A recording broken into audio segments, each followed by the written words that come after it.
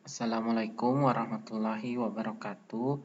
Bertemu lagi di video ini, di channel ini, di channel Rahmat Edi.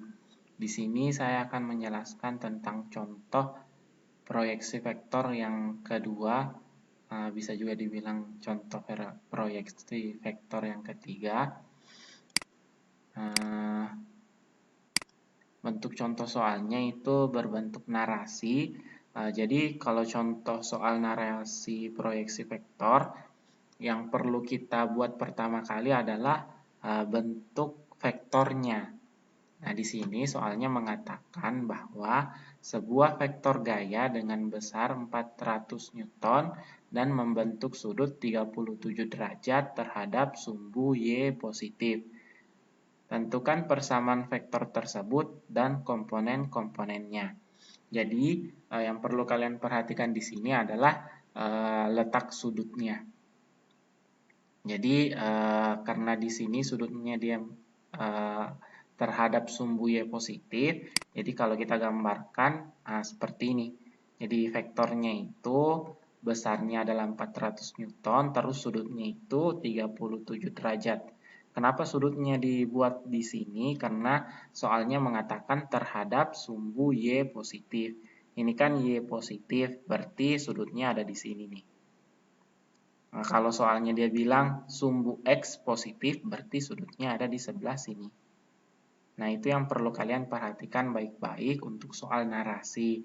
Setelah membuat gambarnya, kita langsung lanjut ke bagian yang sama dengan soal yang sebelumnya atau contoh soal sebelumnya. Jadi, yang diperhatikan itu adalah letak sudut.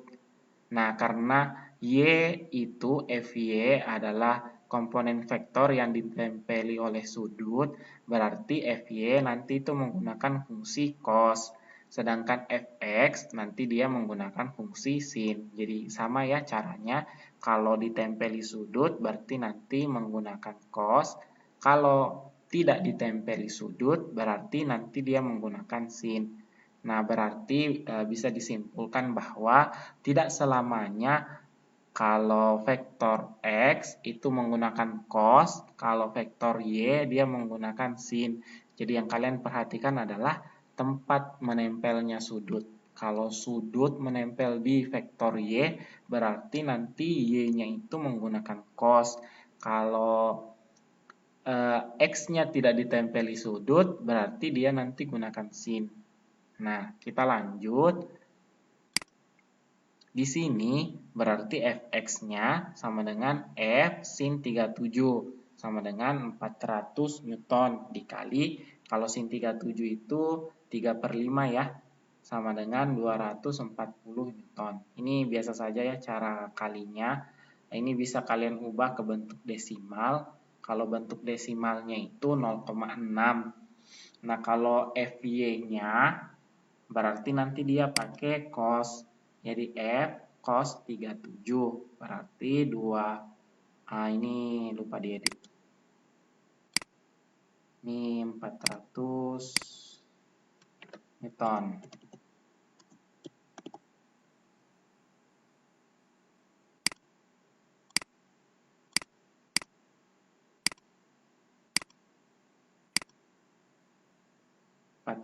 Newton dikali 4/5, jadi dapatnya nanti 320 Newton.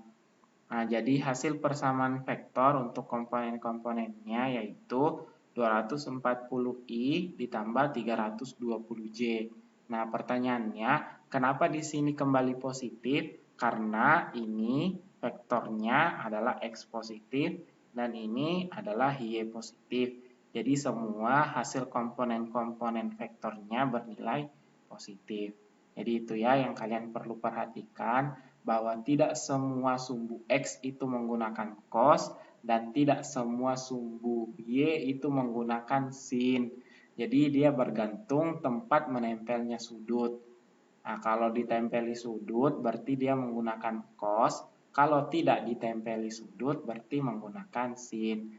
Yang selalu itu adalah kalau vektor X itu pasti menggunakan vektor satuan I. Kalau vektor di sumbu Y, berarti dia nanti menggunakan vektor satuan J. Itu saja yang kalian perlu perhatikan dalam proyeksi vektor. Semoga kalian bisa memahami dari 3 bagian contoh soal proyeksi vektor ini. Cukup sekian video kali ini. Terima kasih. Assalamualaikum warahmatullahi wabarakatuh.